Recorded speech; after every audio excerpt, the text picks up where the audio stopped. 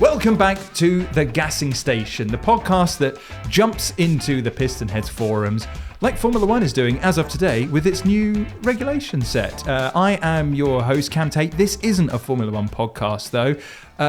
Is it, Sam Shim? No, although I have been just about keeping up to date with everything that's going on, and I am enjoying the new engine sounds a little bit. But that's all I've got to say. They seem a little bit louder, don't they? A little bit, yeah. Although it's hard to tell because they're all filmed on potatoes. Why haven't they brought out the HD cams yet? You see some of the drive-bys that I've looked at. So basically, these new Formula One rules, we mentioned it on one of the previous episodes that they're still V6 hybrids, but the split now is closer to 50-50 ICE power and electric versus before when there was a lot more combustion power. But they do seem...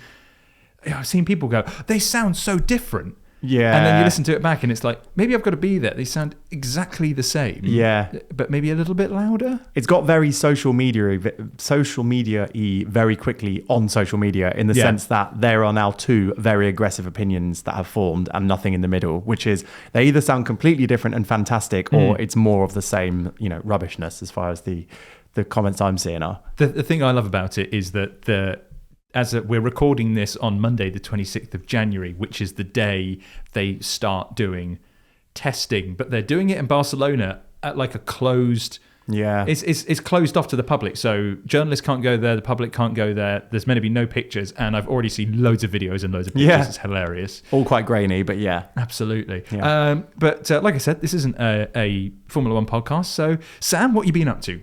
Well, like that Formula One test, it's all top secret. I can't reveal the best thing I've done this past week because it's under embargo, but it's something so exciting. And I wasn't going to mention it now, but I have to just say there's something really exciting that I have to reveal when the embargo lifts. But I think that'll be for the next episode, won't it? It's something very important for this year. Yes, I think, that's... I've timed this in a way that annoyingly we can't do it for this episode, but in the next episode we will definitely go into it. Yeah. We do have to, however, fill an hour's worth of car content. So I've actually not been.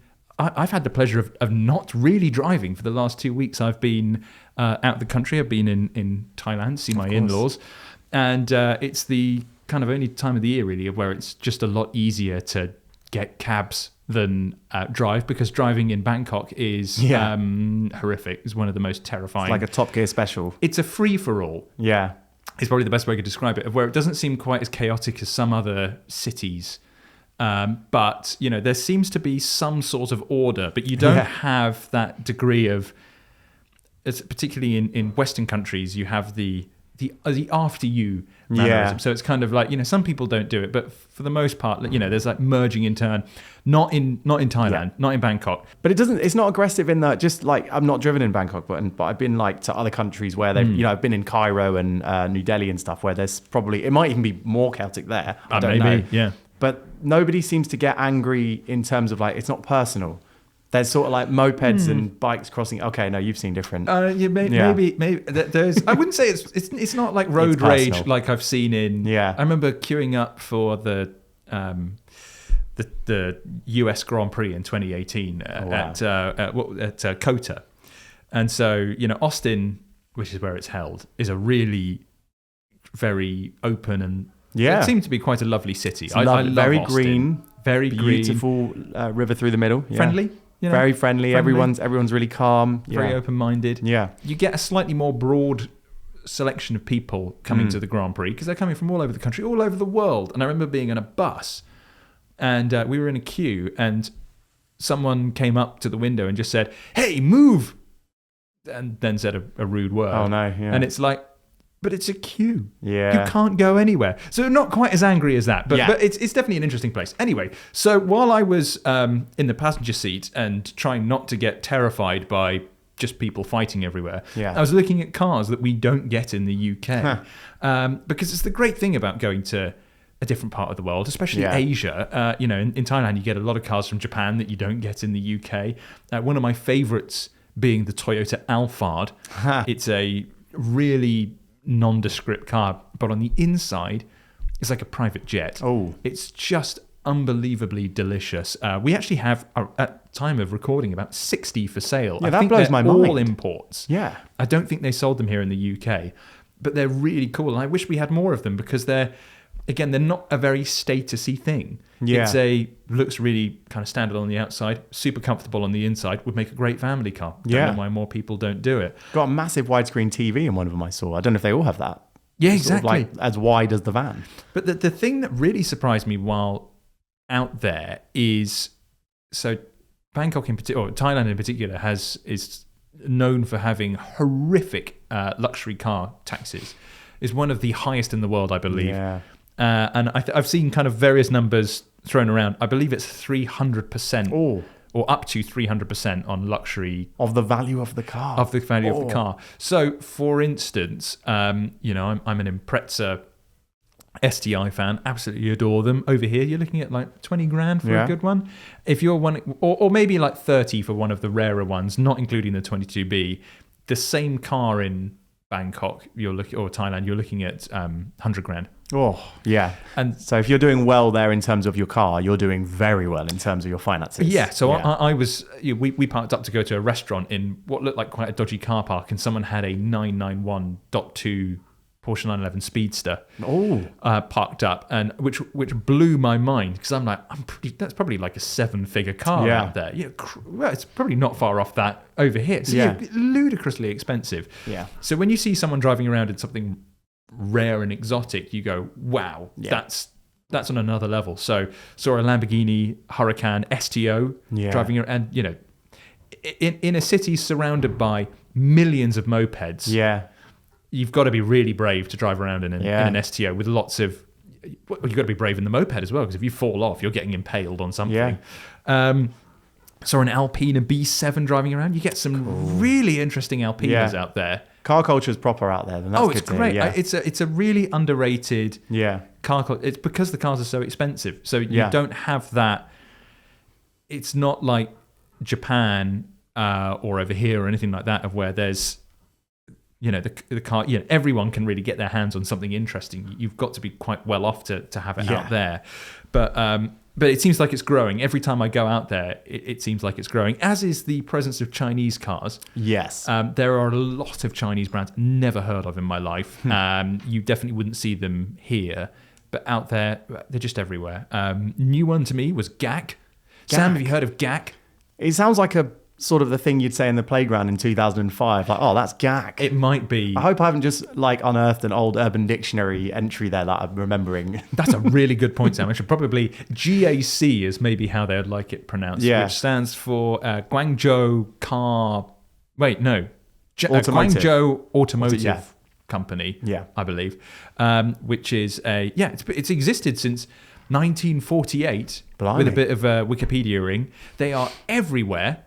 Hadn't noticed them the last time I went, but Were they electric? Is it because over here the rise of Chinese cars is the electric stuff? To be fair, no offense to GAC, I just was struggling to muster the caring. It was a bit GAC to you. It was a little bit.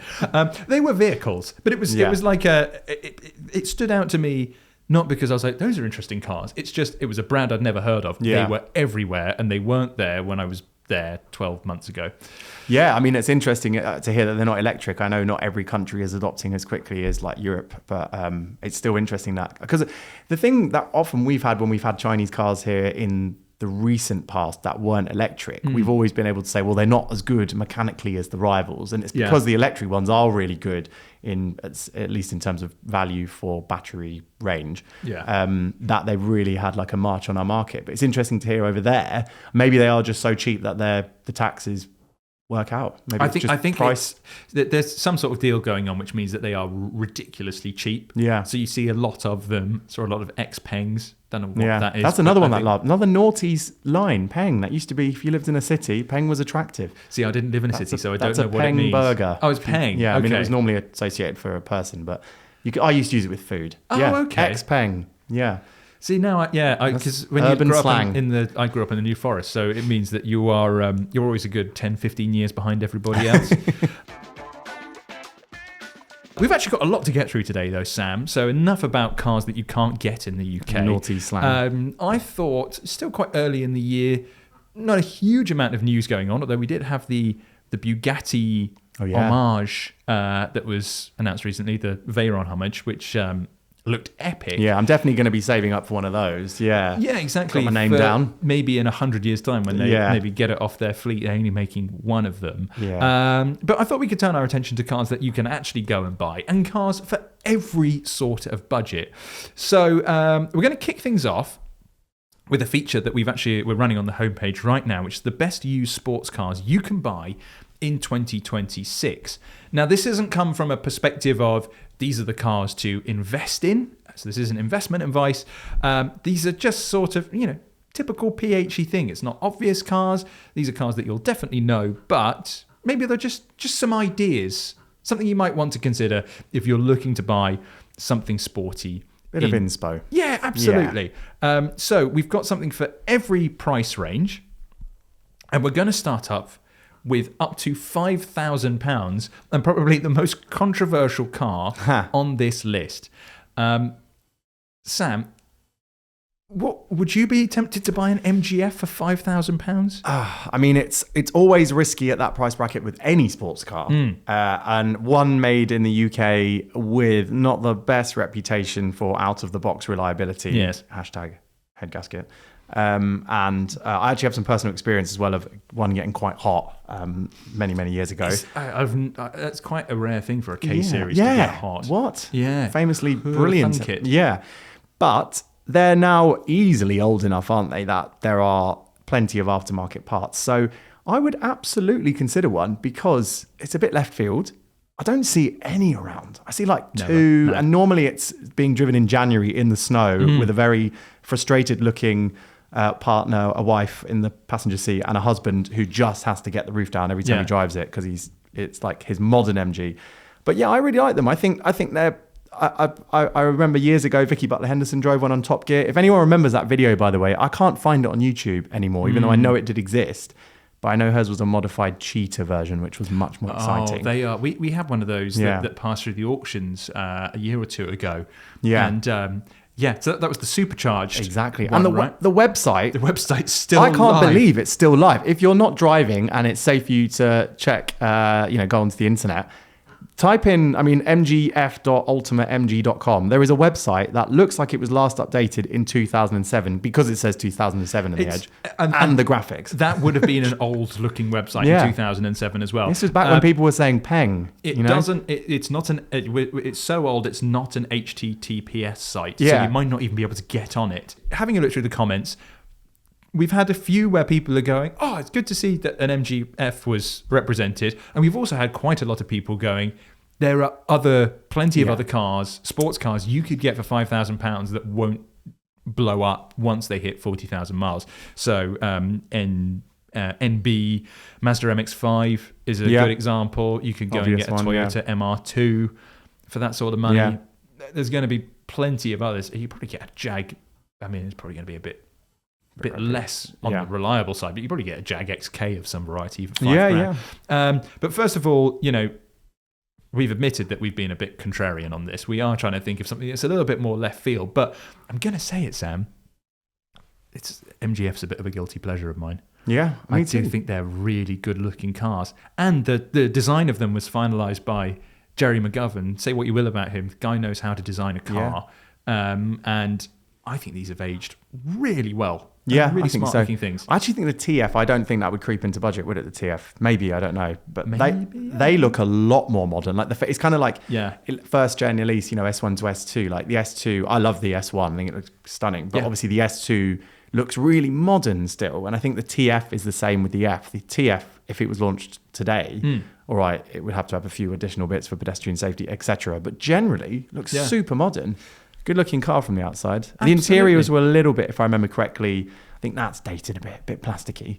Oh, of course. But everything in this price bracket is going to be, I've got an NC MX-5 and, as ergonomically better that they are versus the earlier ones, the interior is not the fanciest place. Yeah, there ain't going to be any Napa leather at this end of the market. Nah. But the car that we've referenced it's actually £4,000. It's a MGF 160 Trophy, which has got 160 brake horsepower. So it's the peppiest of the lot. It's extremely yellow, but it's a car it's extremely affordable. It's something that has got quite a lot of... Yes, it's got quite a bold interior. It's worth seeing the interior. Yeah. Lots of yellow. Lots of yellow. But yeah, just an interesting... It's one of those ones where I was really glad that it featured on the list because I don't think the MGF gets a lot of love, rightly or wrongly. You know what? I think that looks great. Kind of I don't care, and it's an old, was that Y-Reg? Yeah, so that's going to be... What year was that?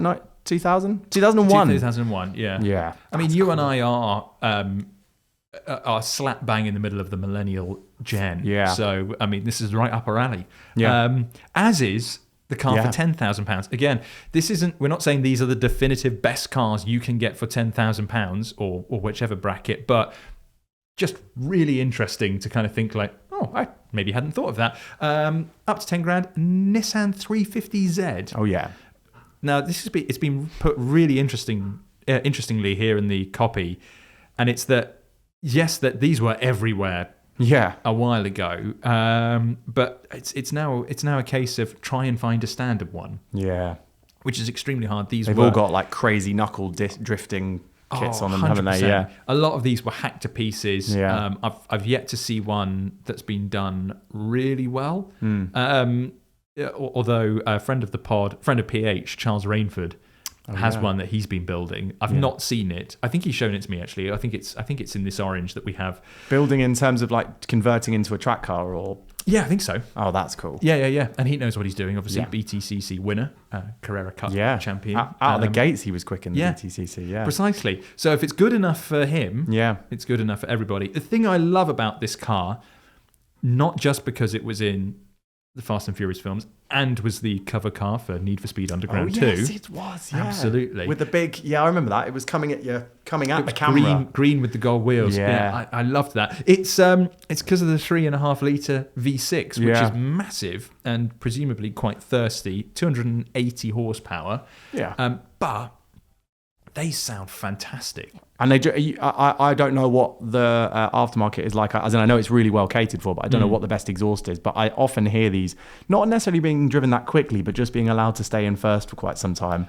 and making wonderful sounds. So I don't know what the exhaust system they all seem to be running is, but there's clearly an aftermarket upgrade that really opens that up. This one is it's just a standard GT pack with 77,000 miles, 3 previous owners, £9,995 in that kind of metallic-y orange. Love that colour. With a tan interior, which does kind of lean into the 350Z's more GT-ish vibe. I think that the interior is quite of its time. Yeah. But these are old cars now. So plenty of other sports cars you can get for £10,000, but that 350Z is a really tidy one and something you can enjoy for a lot of time, and a car that is getting extremely rare on our roads in that sort of condition. Here's one. £15,000. I can see why the editorial lot have gone for this. £15,000 Vauxhall VX220. Yeah. Now, the car that we've actually listed has now sold, because it was probably it looks extremely good. So this is, if you want a Series 2 Elise, you're spending about 20 grand really, aren't you, for a good one? Maybe just a 20, 25. Whereas the Vauxhall VX220, it's a heavier car. I didn't know that. They are. I think they're roughly around 100 kilos heavier. What do you think that is? What, I suppose the bodywork's a bit chunkier. Engine, perhaps? Yeah, that's true. Good point. Yeah. Engine. So it uses I think these were 2.2 litre? Yeah, I think they were, because they did the turbo, didn't they, as well? Yeah, it was the 2.2, wasn't it? So, and it was the turbo that had the 2 litre. So yeah, so it was a little bit heavier, but you are getting something that was still, extremely well regarded. Built on the same chassis as the Lotus Elise, had a huge amount of input from Hethel. You're getting it for a massive discount. The only problem is it's got a Vauxhall badge on it. Yeah, although I think because it looks so different, it doesn't fit. It's not like you're driving around in a hatchback that's quick and has an amazing handling, but it has a badge that's a bit undesirable on it. This is so clearly not like the other Vauxhalls. So yeah, up to 15 grand. You could probably get one. You might be spending a little bit more for some of the ones that we've got available now, but keep your eye out. 15 grand will get you a VX220. This one's a bit more obvious. Yeah. But it's not what you think. Mm-hmm. So for up to 25 grand, we're suggesting an ND Mazda MX-5. Boring. And you can get one for a lot less than that. You can get a standard ND MX-5 for 15, 20. But this isn't a standard MX-5. Sam Sheehan. This is a BBR tuned one. So this particular one that we've got is a 2015 car, 11,000 miles, one previous owner. Oh, but sunset pictures as well. Great sunset pictures. But it's a BBR turbo conversion with a BBR exhaust and Willwood brakes and BBR Bilstein suspension. I've just seen the gain from the conversion. Yeah? 100 horsepower. Good Lord. 250 horsepower 250. Now. I think this is the thing with the MX-5. You are an MX-5 owner. Yeah, so, I mean it's not as nice as this one, but yes, I wouldn't. I think I've said this on an earlier episode. I wouldn't say I grew up as an MX-5 fanboy because I always read about them not being that quick. But in terms of accessibility to a sports car, unquestionably a fantastic option. Yeah, but this fixes that problem anyway. I was going to say, yeah, this is the thing of where I have driven plenty of NDs. And it's the sort of car you get out of and you just kind of go like, it's wholesome. It's like, I feel like I've had a really good time. I've not ticked anybody off. No one's looked at me and thought I'm a prat. Yeah. Hopefully. It's not a big gas guzzling engine. Yeah, they're cheap to run. Nice gearbox. It's just fun. It's a wholesome, fun experience. It's just not that exciting. Yeah. It doesn't feel special. I don't know if you probably will have driven the latest version of the 2-litre, which has... I mean, I say latest, it was lifted like 5 years ago in performance. Yeah. That one is noticeably better than the smaller power output ones from before. But you're right, it's still not like hair on fire, especially in a world with, declining numbers, but still a few really strong hot hatches out there. Absolutely. Yeah. But I think with this BBR, I've not driven a BBR before, have you? Only an NC, but I guess, assuming it's the same jump up, which it seems like it is, if not even more actually, they really do enhance the car. It's quite a substantial improvement. Well, yeah, they're fantastic chassis. That's the thing at the end of it. The chassis is fantastic. The steering's fantastic. Yeah. It's just not that special. I think this lifts it up. 5 seconds to 62. Yeah. Flipping. That is absolutely quick. Rapid. Yeah. But the best thing about it is it's not shouty. It's a little bit lower than stock, which looks fantastic with the ND lines. Yeah. Because I think the standard ND, a bit like the NC, could ride a little bit high. Looks marvellous here. 21,990.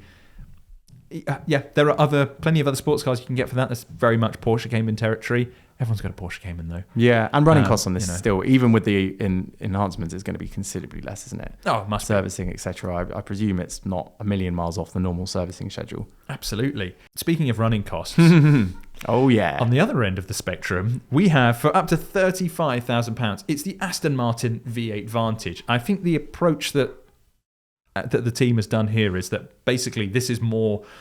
I feel like the V8 Vantage has kind of hit rock bottom, as in value-wise at the moment. So the one that we have here is actually a smidgen over 35,000. It's 36,750, but it's got 46,500 miles, 6 previous owners. It's a manual. Ooh. 2011 car. Yeah. So it's the 4.7, not the original 4.3. And so this is kind of considered it's cliched, sweet spot of the V8 Vantage. It's not an S, so you're not paying ridiculous money to get one of those. Yeah. But it kind of goes without saying why these are so popular. Yeah. The design is still unbelievably gorgeous. So stunning. It's I think there's some fighting over it of who originally designed this, because it's often attributed to Henrik Fisker, but also Ian Callum. Yeah. Both people who really know what they're doing with a pencil. But, I think Aston Martin made huge strides with the current Vantage. Yeah.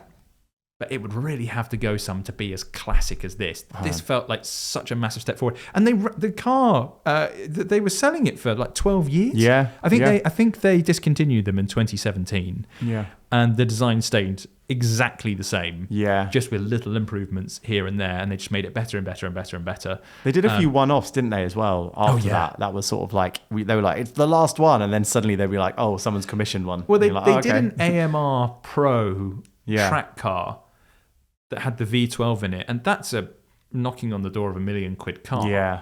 And you can get something based on the same chassis here for $36,750.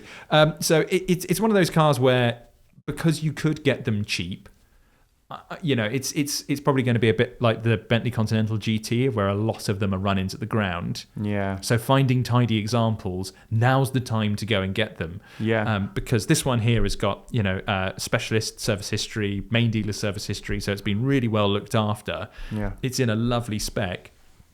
These are massively desirable now, but they're attainable. Is it going to be the same case in 10 years' time? I don't know. But and often the earlier cars would be worth more just on average, I guess, from having. But I think these facelift, these update cars, they look that much more modern and a bit more. I mean, a carbon fiber diffuser I see on this, and I know some people switch the front grills for I think a later version, or a racing version had a black front grill. So there are minor tweaks that you can really keep these things looking. Like you said, the design is timeless, and it's like it just looks so modern from the outside. And it's a manual. With this one's got the DBS knob on it. It's kind of got that like slight kind of like notchiness at the top. Yeah. It's absolutely pretty car, sublime. Adore this. Just go buy. I want one now. Good Lord. This one's a little bit more left field and a little bit underappreciated, I think. It is the Porsche Cayman R for up to £45,000. If you want a manual one of these, I think you're paying quite a considerable premium. Yeah. But for $45,000, you can get yourself a... so it's got the PDK in it. But, this is a pre-GT, GT-style Cayman. This is when Porsche didn't really want to step on the toes of the GT3 or the 911. Yeah. So you get a lot of goodness here. Yeah. For not a huge amount of money. I know, and I've announced multiple times in the podcast that, and as have you, our age has put us in kind of that noughties window of appreciating cars. But I just think these look so good. Oh, unbelievable. The rear, I love that slight aggression to the taillight design, and then having the R's wing on it, central exhaust, the stance, everything about them.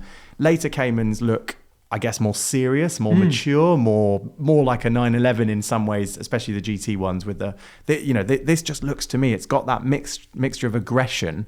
Yeah. And then subtle raciness, and of course the way they drive. I mean, these things, I've not actually driven an R, but I just know from hearing from everyone else that they really represented quite a big step up. This wasn't a drastic change like we see with some of the GTs. When they did the 718 Cayman GT4, I believe that had the front suspension from the GT3, so it was quite a significant change. This wasn't quite as comprehensive, but 10 horsepower more, so 330 brake horsepower, 3.4 litre naturally aspirated flat six, delicious, beautiful sounding motor, but also quite a bit lighter, right? Like 55 kilograms or something like that off. So if you have a light partner that's in the car with you, you've effectively removed one of them. Yeah, exactly. 55. What's the average weight of a man? I don't know, like 70 to 90 or something. Yeah, exactly. So you've nearly removed a man from your car. A smaller, more slender man. Yes, exactly. Has been ejected from the car. Or a woman. Precisely. Those exist. Yes, exactly. Or someone else who's, 55 kilos. Yeah. Or a massive dog. Anyway, but it makes a difference in a car that isn't massively heavy to begin with. Yeah. Quite a loss. And I guess it's probably all from good bits as well. Porsche's not just going to take the weight out of one part. They'll probably make, the balance is going to be good. Mid-engine balance car as well. Well, you don't get door handles with it. On the inside, you get material little pull strap. Yeah. Love it. So this one is in platinum silver, 39,900, 34,000 miles. And comes with a sports exhaust as well. It's going to sound good. Yeah. Cold start on one of those. Yes, please. Want one of those. And the Vantage, to be fair. Now, up to £55,000. Jaguar is going through quite a substantial change at the moment, and you will have your opinions on it, because everybody does. But you can bet your bottom dollar that there's going to be a sizable amount of people that are going to always remember the pre-electrification. Well, not that, you've got the I-Pace. The pre-rebrand Jaguar is going to be lauded by a good chunk of people. Yeah. And so for up to £55,000, we have chosen the Jaguar F-Type.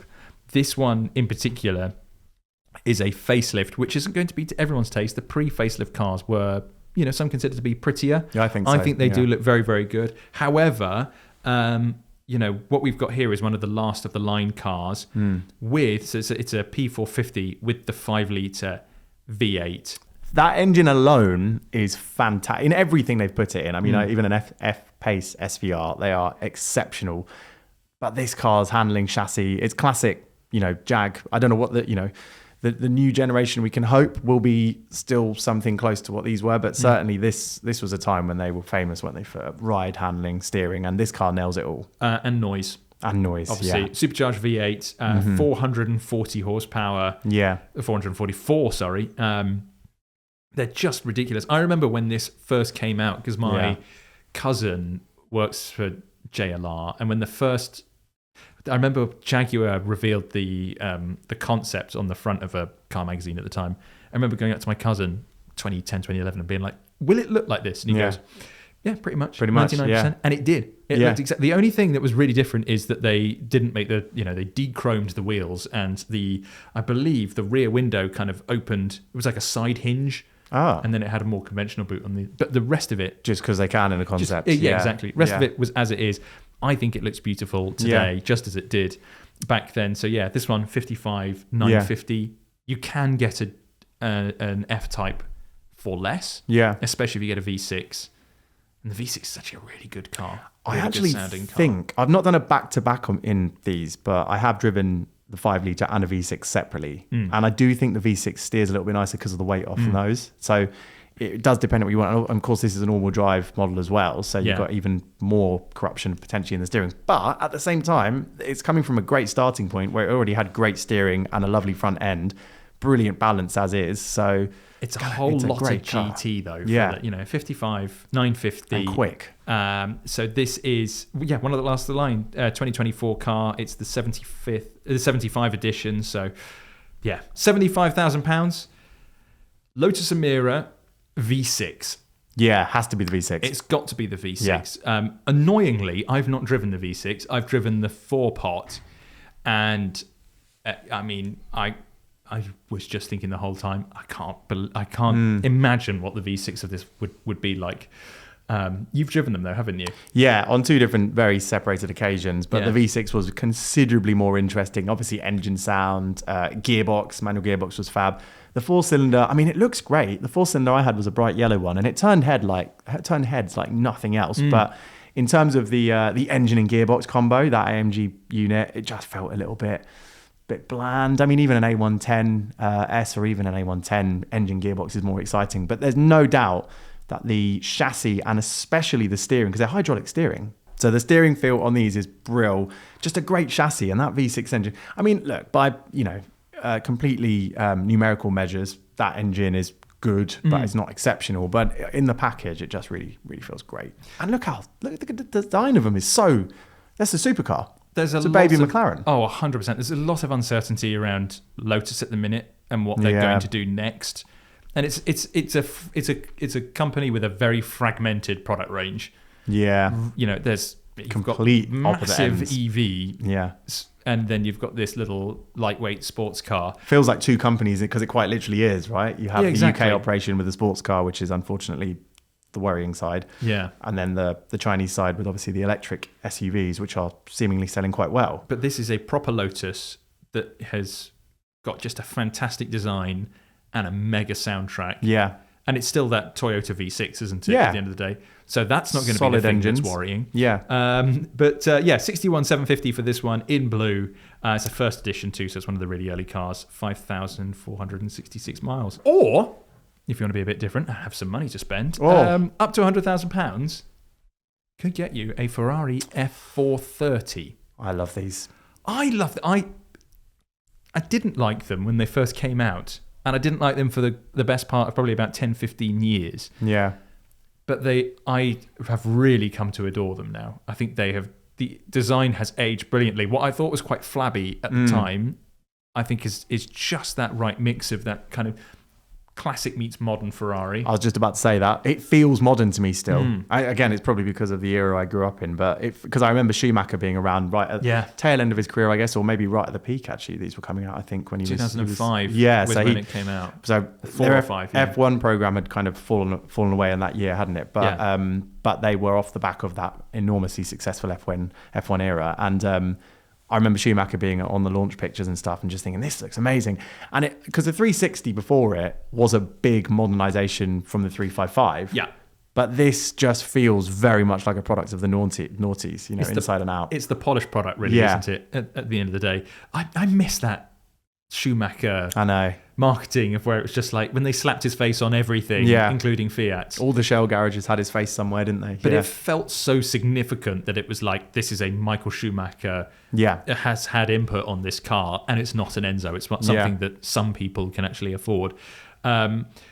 So they were a little bit unloved, I think, for quite a while. I would say they're now people are really starting to clock onto them. Yeah. There was a lot of attention that went to the 360s. People are looking at these now. You can get them with a manual. Yeah. But they do command a premium, obviously. So the one we have here is an F1, but this is, again, when Ferrari was really starting to hit its strides with the paddle shifts. They were good. Gearbox was good. Yeah. Absolutely. And I think it fits the character of the 430. I think you can go for either, but getting the flappy paddle isn't the cop-out that some might think it is. Yeah, from earlier Ferraris. Yeah, precisely. Yeah. It's a bit like, a Porsche manual versus a PDK. Yeah. You can see strengths in both of them, really. Yeah. No, I totally agree. And I mean, obviously, this is in the noughties. That's when, as you said, Ferrari really hit their stride in terms of matching gearbox and engine, both in terms of the performance, but they were still naturally aspirated. They still revved really nicely. See, the following decade, then everything started to get turbocharged and it's changed character again. Yeah. This was a real sweet spot. Absolutely. This one's in Rosso Corsa, so it looks fantastic. Black interior, so it's not is that black? Or am I just... Black with red stitching. Yeah.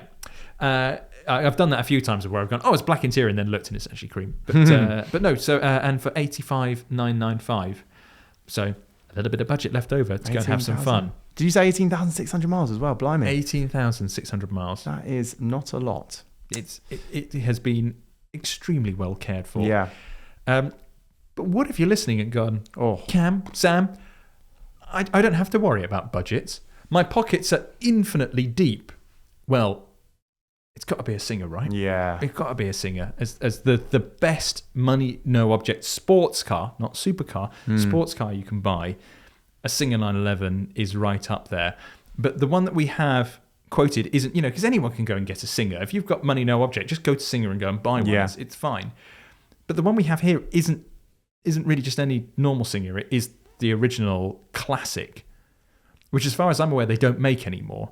All the Singers that they do now, they're so elaborate, they're so high tech. When they did the DLS, they worked with Williams Advanced Engineering, which I don't think exists anymore. But it's an extremely over-engineered car, whereas this is very much the original vision of Singer. Yeah. It's the standard 911, but just everything's a little bit better. And it's been upgraded as well with the 4-litre motor. Lovely. Which was massively overhauled. Yeah. It's just a lovely thing, isn't it? Gorgeous. And I mean, you don't buy these cars just to look at the interior, but my God, I could just sit in this car. This would be one of those cars, if I had it in the garage, I would just occasionally just go out and sit in it. Yeah. Even if it was a horrible day outside, just looking at the details, because obviously that's what, the engineering is definitely one of the main reasons you'd buy one of these cars, but the details in the finishing and the interior as well, absolutely stunning. Yeah, absolutely. It's a lovely, lovely car. There's a POA on it, so you'll have to give the seller a bell to find out. Give you 50 quid. Yeah, exactly. Don't do that. Please don't. It's going to be more than 50. It's going to be a lot more than £50. But if you're interested and you want to get hold of one, it's in a great spec as well of that, what we would now associate as crayon. Yeah. Kind of that flat grey. Primer, a lot of people accuse them of being, don't they? You could call it primer. Yeah. It's great with the blue, though. It does with the blue wheels. Yeah. Marvellous. So there you have it. That is just a selection of cars for various different price points. Hopefully that's maybe giving you a little inspiration. You might think, oh God, that was absolutely rubbish. Or, maybe it's sparked something in your brain. Maybe you're going, maybe I will go and get an MGF. I was just about to say that. Yeah. Let us know if you do, because it'll be interesting to see what's out there. Yeah, maybe we won't feel quite as alone in our guilty MGF kind of guilty pleasures. Don't forget to go on the Cheetah website as well. It's so good. We're going to be remarkably useful on this podcast because we're going to do our usual buying challenge, Sam. And this week it comes from N3IL123, which I'm assuming is Neil123. Yeah, I thought that. Probably. And they say, my trusty A5 3-litre TDI has finally got to the unreliable point. Had it for 10 years and it is on 158,000 miles. So thinking of getting something new. I would like a two-door coupe, something that's auto, something that's relatively new, so at least able to plug in a phone and be able to listen to tunes on a USB. Nice. That's absolutely fine. Petrol and decent go. We can definitely work with that. What they don't want, however, is a white exterior and a light interior. Well, that rules out my white on white selection here. Yeah, I quite like a light interior. White interior, white exterior. I mean, Lamborghinis did it pretty nicely. They absolutely did. Not sure if that's in budget for this one, but yeah. So on their radar so far, they have a XKR 5-litre. They have an Audi S5, a BMW M2, and a BMW M6. They've also got a C43 AMG, an M4, but they think an RCF would be out of budget. The running cost of a Maserati Gran Turismo terrifies them. Yeah. Not the first time I've read that. No. And their partner has an F-Type, so they don't want that, which is annoying because there's an F-Type up for auction at the minute that would have potentially ticked the box nicely. They're in their mid-40s, so don't do many miles, and running costs aren't a major issue, unless, of course, it's a Maserati Gran Turismo. Yeah. So, Sam, what you got, man?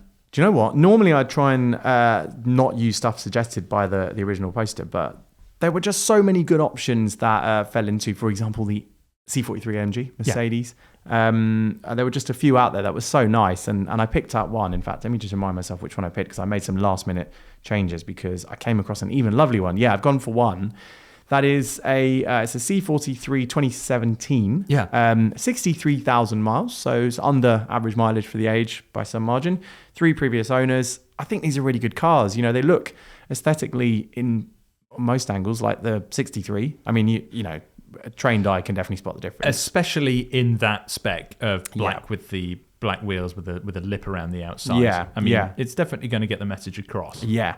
Good engine as well, not as exciting, of course, as the V8, but you know, running costs matter, and this will be significantly less. I mean, not another world less, but certainly cheaper to run on average. And also the spec as well, black on black. I'd probably have those wheels painted silver just because it looks a bit boy racery at that kind of black on black sort of hot hatch style finish. I'm not so keen on that one. It's quite like it. Okay, well, that's fair enough. Less cleaning for the wheels, I guess, when the brake dust gets on them. Yeah, exactly. Which is right up my alley. It's also, so my dad had one of these. He had a 2018 State.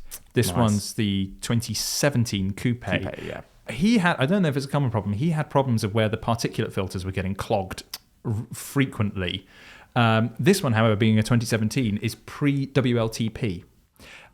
Which kind of, I believe, would remove that problem. That's good. That's handy. So it's you're right. It's they're not as exciting as the V8s, but they're cheaper to buy, cheaper to run. They do sound really good and really throaty. Smooth sounding V6 is quite nice, isn't it? Yeah. And, you know, it's 400 horsepower. My second choice is, I've gone very German for this list, by the way. My second choice is, and I was surprised actually, because I was originally looking at BMW M240i's, and then I realized actually there are quite a few M2s in budget. Oh my God. You can get an M2 for 25 grand. It's a 2016, so it's an early M2, but 49,000 miles, 2 previous owners. There were a few in our in the classifieds that were white, and I know I know Neil, if that is his name, put white is probably less preferable. So this is that lovely BMW blue, the M blue. I forget the exact colour name. Oh, this was a beautiful colour. Lovely colour. Seeing one on the road for the first time, and it was like the sun hitting the ocean. It was beautiful. Wow. So long as it's not in like Southampton or something like that, but like on a nice beach in the Maldives. No, lovely. Well, yeah, Southampton's water. I don't know. It might shine blue in certain lights. Maybe Absolutely not.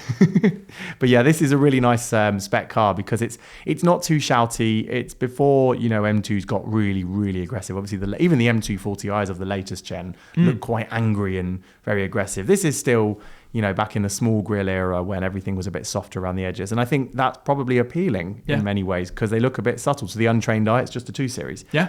But of course, you have that lovely engine. Was it 365 brake horsepower? So it's plenty powerful enough. Rear-wheel drive, of course, as well. Yeah. These can be quite. I've not actually driven one that's been modified, but I'm told they take well to I guess a Quaife limited slip differential. Yes, I think they take well to a lot of modifications. Yeah. It's the N55 motor, if I'm right in saying, which is a hugely tunable engine. Yeah. But I would just say, leave it stock, have some fun. Yeah. Muck around with it if you want. Another strong choice. Strong choice. And these are all things that they kind of like, I know these are on their list, but they were very clear in what they wanted. Yeah. We're just finding some good examples. Exactly. And I've got some slightly left field ones. Well, I'll stick to I'll just summarize this one quickly. It's quite predictable given what he's already driving. But this is an RS5, an Audi RS5. But of course, this is a great spec car as well. It's black with silver wheels. I love that soft chrome finish mirror effect on these cars. 63,000 miles. And of course, you've got that gorgeous 445 odd horsepower V8 engine. So much character. I'm so used to Audi RS products of the 2010s onwards looking as though they're going to punch you in the face every time you just even glance at it. Yeah. But this... It's almost got a smile. It's... Sort of. Compared to modern Audis. But this one it's got silver grille, silver accents on it, and silver wheels. I think black with silver wheels. That's great. Oh, look, cream interior as well. And a cream interior. So they're not going to like it. Oh, yeah, they're not going to like it. You're right. I think black with a cream interior, though, looks really good. And it's only the seats, actually. It's not like it's been wrapped on the door cards exactly. and stuff. So. Which I think is very tasteful. Yeah. Oh, it is on the door cards. Okay. You can get new door cards. Yeah, exactly. You can swap the seats out and the door cards for not a huge amount of money, presumably.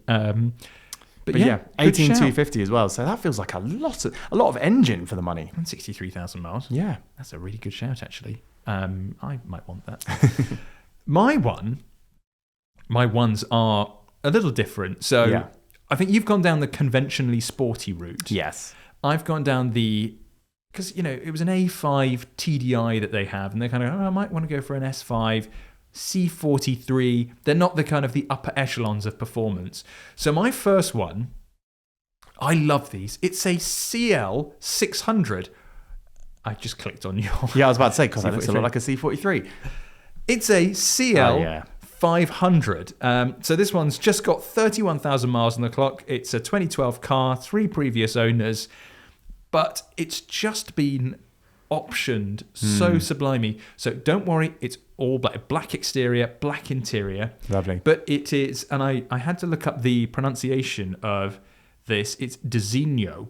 Designo. I always thought it was Designo or Designo, if you want to be really weird. Designo apparently is how you pronounce their kind of individual interior. So Designo leather. Ooh. It's just marvelous. It's quite elegant. I mean, everything else, a performance or a larger engined coupe these days is going to look aggressive, but that is just not. Those aren't seats either. They're chairs. They're wingbacks. Right. I mean, if you look at them, you would just sink in. Yeah. That has got waft written all over it. It's the V8, which is more sensible than the V12. Yeah. And potentially a little bit easier to work on and less horrifyingly expensive to run. Yeah. But yeah, just something a little bit different. 29,925, a little bit of money left over. That's a gorgeous car, it's really nice. And very, very subtle. Burble around in that. Just cruise and you'd feel so calm, even though you have all that muscle. I know you're not going to do many miles, Neil 123. But if you did, the option's there. This one's probably going to be a little bit more to your liking, though. We have an auction that, as this goes live, will have a couple of days left. It is a Jaguar XKR Speed Pack. This one's from 2011. Yeah.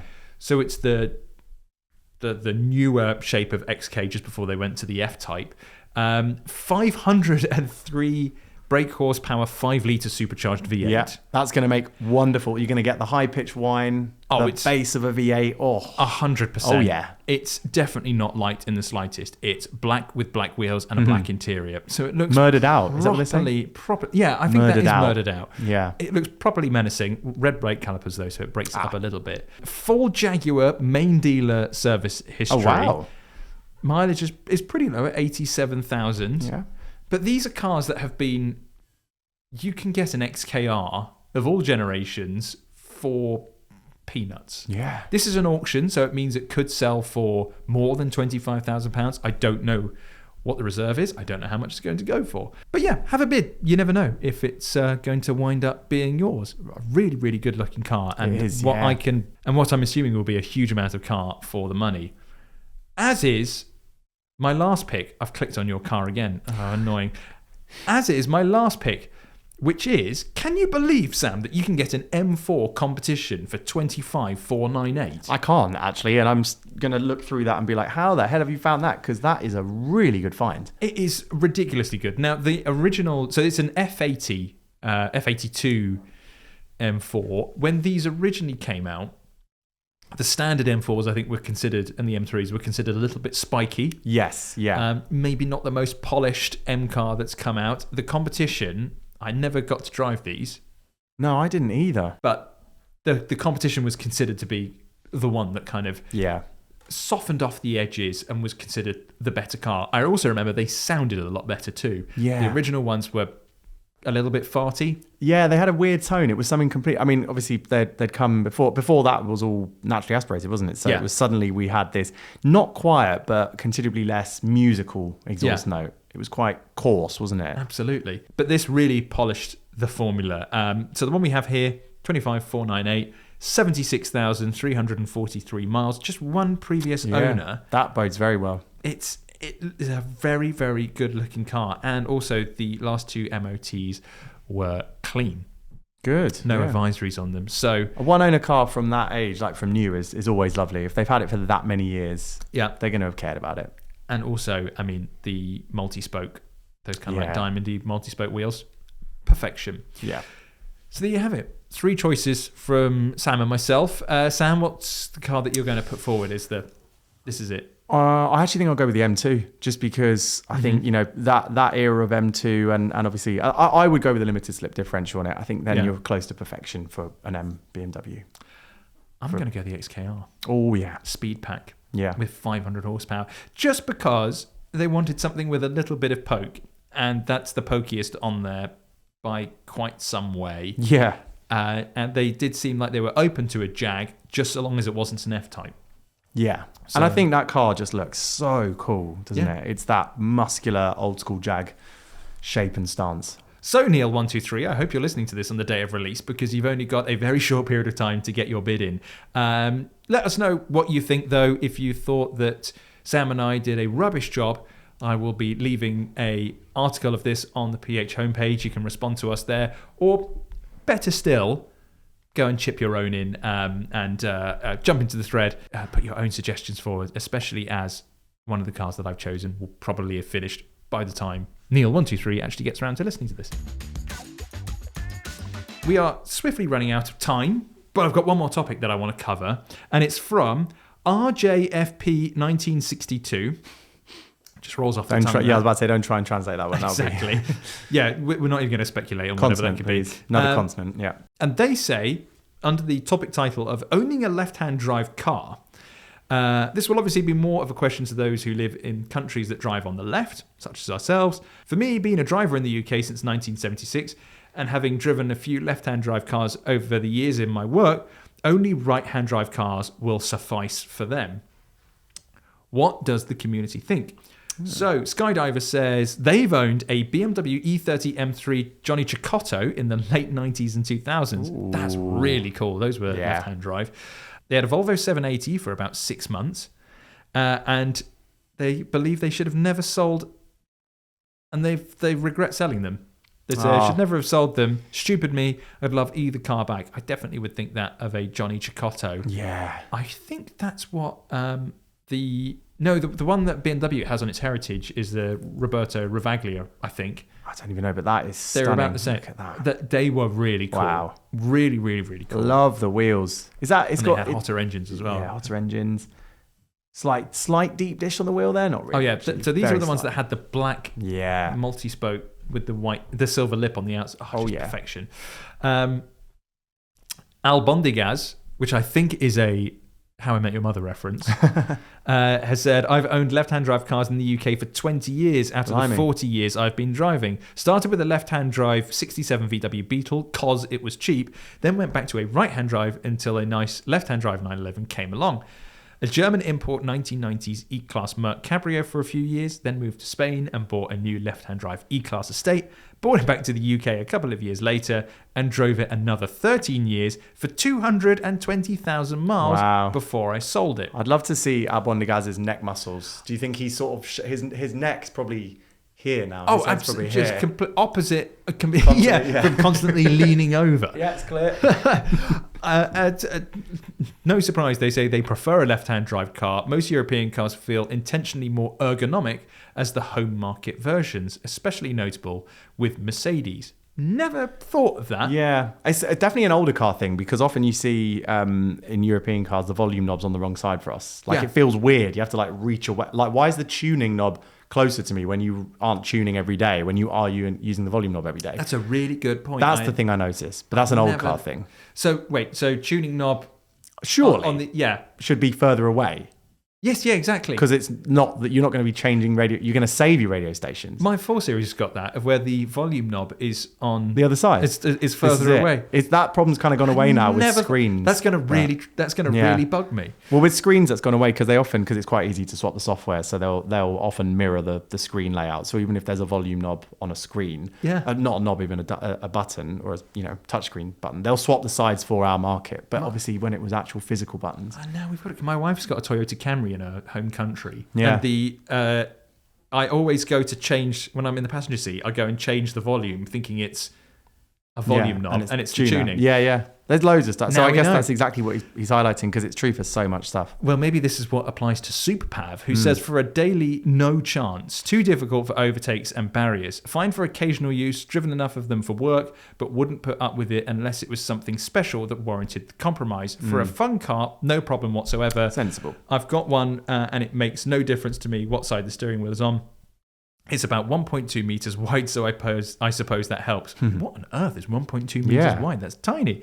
To be fair, usually left-hand drive cars aren't any cheaper, as UK generally has one of the cheapest used car markets in the world, and so any left-hand drive car don't tend to end up here.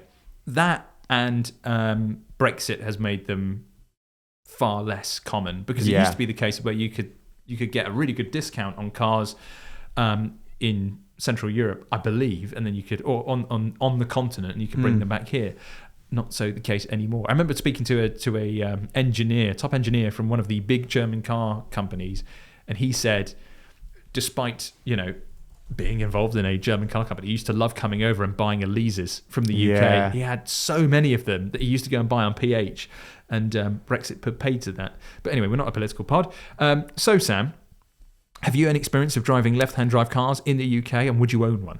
I've got lots of experience just because of this job. I mean, there are quite a few times when a very early prototype or the earliest demonstrators of a car have come from the continent. And this is also true for British brands. I've driven some JLR products in left-hand drive form first in the UK. Yeah, I guess because they're just the first batch are just to test on the continent or something. So quite a lot of experience with it. And I do agree with whoever it was who says that for a daily, if it's not a fun car, and I don't desperately need to save the money, why would I put myself through the extra challenge of having to crane my neck every time I come up to something difficult? That said, I am amazed with muscle memory and how quickly you get used to it in terms of ergonomics, gear shifting, if it's a manual. So for a performance car and a sports car, as long as it wasn't Aventador wide, I think I could absolutely do it if it's something you just take out now and then, especially if you don't live in the city. It's quite cool, isn't it, as well, if it's an original, like a proper... Don't they in other markets, I think, is it some of the Asian markets, they will actively look for the original market layout of interior. I hadn't thought of that. Because it's more true to the original. Maybe. Well, as we've clearly discovered, it's because all the ergonomics make sense. Well, that's true as well. Which is maybe something that, a country as known for its attention to detail as Japan, maybe that does make a lot of sense. I know that Japan has a massive following for the Lancia Delta Integrale, and they even had their own special edition, I believe, at the end to say kind of like, thank you, Japan, for appreciating our car so much. All of those were left-hand drive. Yeah, I would happily have one of those. Oh yeah, because it's an occasion. I do agree. I think as an everyday car, it would just be too much hassle for me. And as an everyday car as well, probably not driving something all that special. So it would just be like, why would I have this? Also a UK problem, I mean this is true in some other countries, Italy included, where the road surfaces are bad. If you're on the passenger side, the left side of a car, you'll notice the bump. I mean anyone who services their car's suspension or something will notice how much more worn the left side of a car in the UK gets over the years. So imagine if that was the side where you were sat, it's going to be a bit more tiring unless you've got a really softly sprung car. It's going to be a right pain in the arse. Because all that, even when the roads are good, the drains are still uneven. So you're going over the drains every now and then. So it's, quite literally a pain in the arse. But if it's something that's, particularly if it's small, because older cars that are left-hand drive, they're so much more compact than new stuff. And a couple of years ago, I drove a 993 and I drove a 993 Turbo in the UK. That was left-hand drive. And I mean, it felt tiny. Yeah. You're literally, the doors are so thin that it's kind of like a cigarette paper between you and the road. So it feels a lot more, you're almost as if it's like a central driving position. Not quite as extreme as that, but it feels a lot more natural. The only thing that for me feels odd is a manual. Because you're so used to changing gear with your left hand that when you go into a left-hand drive car, the first time I did it, I was just an awkward mess. Yeah. I'm an awkward mess anyway. But I mean, changing gear with your right hand just feels so alien. You get used to it very quickly though. It does feel a bit. Again, it's the muscle memory. Do you know the one thing I actually find a bit more difficult is often pedal positioning, because we don't notice how often pedals are not perfectly central in the footwell. Yeah, they're often off. I guess in a right-hand drive car, they're slightly more to the right because they clear space for a footrest in some cars, don't they? Yes. Yeah. So it's but obviously in a left-hand drive car, I guess they're still to the right, but there's just something about being there and then having my legs angled that way or something. It just doesn't feel quite as natural. So I find myself more thinking about the clutch pedal. The gear shifting, the muscle memory is okay for me now because I've done it a few times on the continent. But definitely friends of mine who are not into cars, they always say that, how do you drive a manual on the continent? It must be so difficult. It's just because if you're doing it irregularly, like you found, you don't have the muscle memory. That's it. Yeah, absolutely. Kind of like a couple of hours, you're absolutely fine with it. It just takes a bit of time. So yes, that's our opinion. Obviously, you can jump into the thread as well, which I will, again, link on the homepage article. But for me, if there was any left-hand drive car, I would chase after Delta HF Integrale any day. Yeah. Do you know, that's my choice seems so silly now, but I was thinking, I've seen quite a few Ford Broncos on the road. I was going to say Citroen Ami? Citroen Ami, yeah. I really fancy a Ford Bronco. I want to import one and get one done up because it's not a driver's car, and of course I'd much prefer something like a Lancia, but I saw one the other day. I think it was on Danish plates in London, and I thought that looks so cool. That you are wonderfully enigmatic when it comes to your cars. I never see what's coming next. It's like, so cool. Okay, sure, yeah. Saw one in Texas as well, obviously where they properly live, and I think they're so common out there. Master helmsman Sam Sheehan wanting a Ford Bronco. Oh yeah. And on that note, that has been another episode of the Gassing Station podcast. Thank you ever so much for listening. If you liked our waffling over the last 60 minutes or so, please leave us a 5-star review and maybe some nice words as well. That would be really great. Sam, anything that you would like to add before we depart? Just a reminder to definitely tune into the next episode because I need to get something off my chest. It's really exciting. It's car related, don't worry. It's not a self-help thing. So on that note then, Sam, I'll see you next Tuesday.